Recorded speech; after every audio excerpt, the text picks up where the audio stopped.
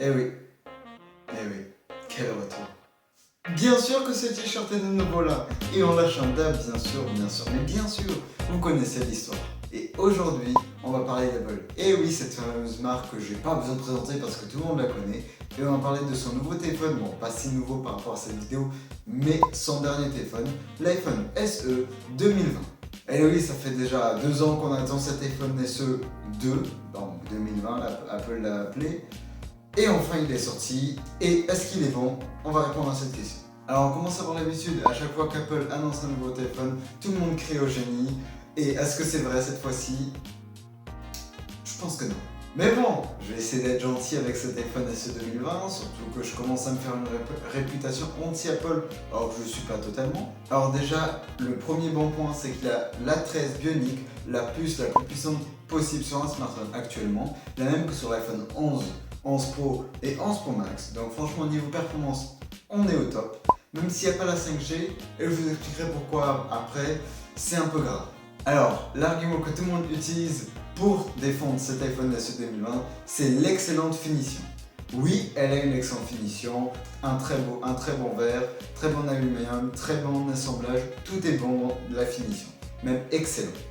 Mais par contre, les téléphones qui sont au même prix, c'est-à-dire entre 400 et 500 euros, ils ont aussi des plutôt bonnes finitions. Peut-être pas au même niveau que l'iPhone SE 2020, mais des plutôt bonnes. Et je pense que pour ce prix-là, des bonnes finitions, ça suffit. Donc déjà un argument démonté. Et maintenant, bien sûr, parlons de la photo et la vidéo. Franchement, il a des photos très bonnes, des vidéos la meilleure pour son prix. Donc, qu'est-ce qu'on a à dire? Bah, il y a un seul capteur photo, hein. Dommage, il manquait au moins un ultra grand angle, on aurait dit parfait.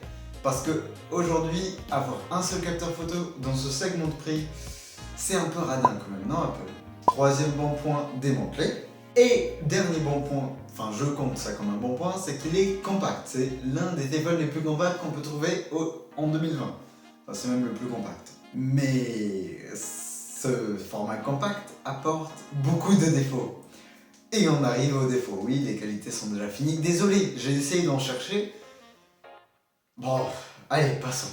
Et là, tout le monde va dire, mais t'as pas dit toutes les qualités, t'as oublié la charge sans fil. Oui, mais où est le chargeur sans fil? Genre, ok, merci d'avoir la charge sans fil, mais les gens qui achètent un téléphone à 400-500, acheter un chargeur sans fil, je pense pas que c'est la priorité. Donc, voilà. C'est une qualité, oui, mais en même temps, pas beaucoup de gens vont l'utiliser, donc calmons-nous sur la charge sans fil. Surtout que j'en suis sûr que la plupart des gens qui utilisent ça pour défendre l'iPhone SE 2020 ne l'utilisent pas. Puis on a un autre grand argument avec lequel les gens défendent avec ferveur cet iPhone SE 2020, c'est l'IP68. En gros, la protection de l'eau. En gros, la certification de la protection de l'eau. Parce qu'aujourd'hui, la plupart des téléphones, même à 300, 200 euros, ont un minimum de protection contre l'eau. Et pourquoi ils ne la font pas certifier? Parce que ça coûte de l'argent. OnePlus a fait beaucoup de débats dessus, même si maintenant avec leur OnePlus 8 Pro c'est n'importe quoi. Mais bon, donc cette IP68, encore une fois, merci de l'avoir certifié, sauf qu'à la place de mettre cette IP68, vous aurez pu juste nous dire il est résistant à l'eau et vous mettez un ultra grand angle. Voilà comment rectifier ça. Et oui, désolé de vous apprendre, mais un téléphone qui n'est pas certifié, ça ne veut pas dire qu'il n'est pas protégé contre l'eau. Tout simplement. Alors maintenant, je vais vous parler d'un autre défaut, mais pour certains, ce n'est pas un défaut parce qu'ils s'en foutent totalement. Et vous avez probablement compris de quoi je parle, c'est le design. Et un truc marrant que j'ai vu sur le site d'Apple, c'est qu'en fait, dans leur publicité de l'iPhone SE 2001, ils disent la plus grande puissance avec le format le plus populaire. Sauf qu'ils ont oublié le format le plus populaire de l'époque. Parce qu'aujourd'hui, clairement ce format-là, déjà 16 neuvième, aujourd'hui c'est compliqué de trouver un téléphone aujourd'hui qui est sorti en 2020 ou 2019 en 16 neuvième, c'est très compliqué déjà de trouver ça. Et premièrement avec des bordures aussi larges. Voilà, un design très daté, certains s'en foutent, mais le souci c'est que ce design très daté offre avec ça des soucis dans iOS 13 ou 12, je sais pas lequel est sorti là, le 13. Non, le 12, oui, je suis perdu avec tous ces mises à jour. Mais bon, en fait, dans iOS 12, à cause du format 16 neuvième, vu qu'aujourd'hui Apple optimise son OS pour ces téléphones haut de gamme qui sont 18 neuvième et pas en 16 neuvième.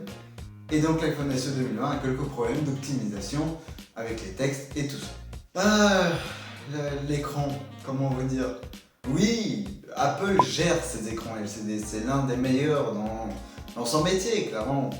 Mais bon, déjà écran LCD, 4,7 pouces, c'est compliqué aujourd'hui. 4,7 pouces, c'est pas aussi confortable qu'un minimum 5,5 pouces peut-être.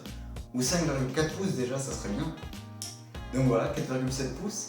En LCD, c'est même pas de l'OLED. Alors aujourd'hui, à ce prix, c'est quand même important de proposer de l'OLED.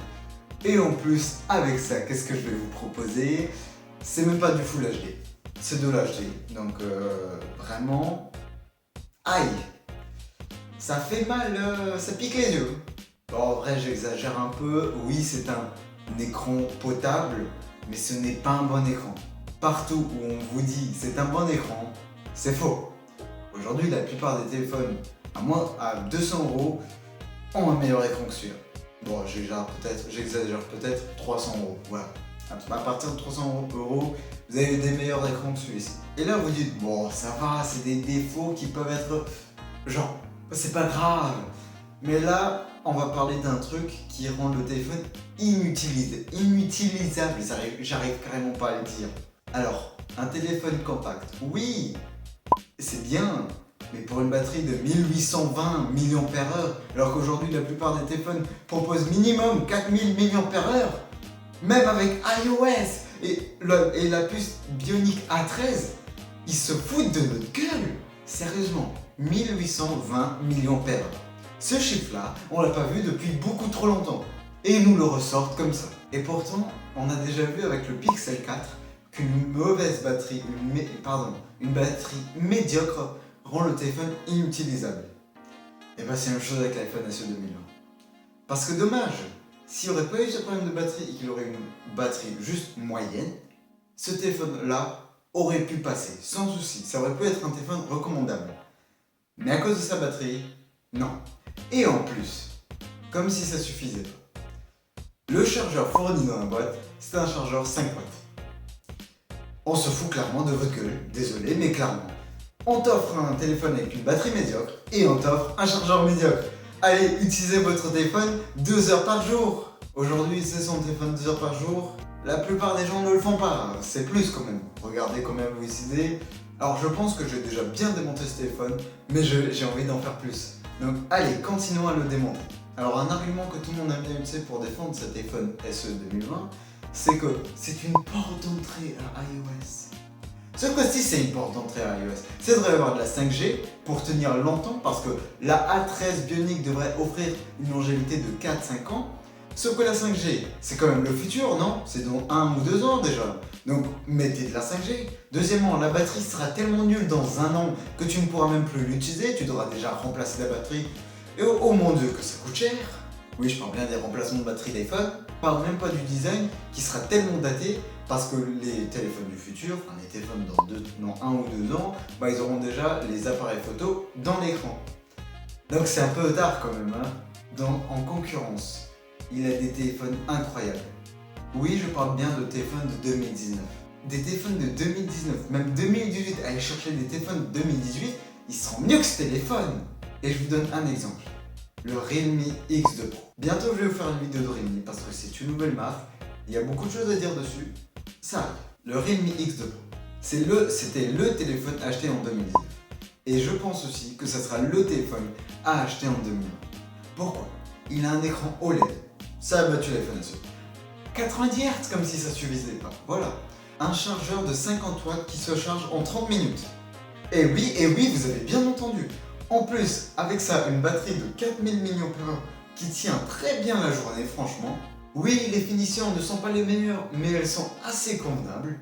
Un design qui fait bien plus penser à 2020 ou 2019, dites comme vous voulez, enfin plus à 2019, mais un très bon design encore aujourd'hui.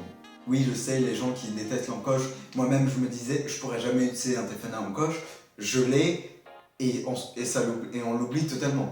En plus avec ça, vous ajoutez une prise mini jack. Et en fait, on est dans le bonheur. Ah oui, et bien sûr aussi, il a des haut-parleurs stéréo. Donc oui, ce téléphone, le Redmi X2 Pro, a quelques lacunes niveau photo vidéo. Mais comme vous voyez, là je filme avec mon Redmi X2 Pro. Et je pense pas que la qualité est à désirer. Et encore, là je parle que du meilleur de l'année 2009. Mais tous les autres sont aussi bien meilleurs que cet iPhone SE 2000. Et j'en suis sûr que les téléphones de 2020, même si ça pour l'instant ça a l'air un peu bizarre cette année 2020 niveau smartphone, mais bon, je pense que cette année 2020 sera bien meilleur niveau téléphone que l'iPhone SE 2020 pour son prix. Donc désolé pour tous les défenseurs de cet iPhone SE 2020 qui ne... Voilà, je vous ai un peu démonté, désolé, c'est comme ça, c'est la vie. Mais bon, quand même, je sais que des gens vont l'acheter. Et c'est des téléphones principalement pour des personnes âgées qui n'utilisent pas beaucoup leur téléphone, juste pour appeler, voilà. Même si pour ça vous avez quand même des téléphones moins chers, mais bon, à vous de faire ce que vous voulez.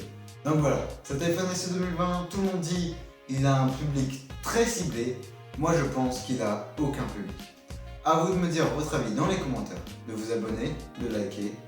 Et je vous dis, nos problèmes pour après-masse. Ciao!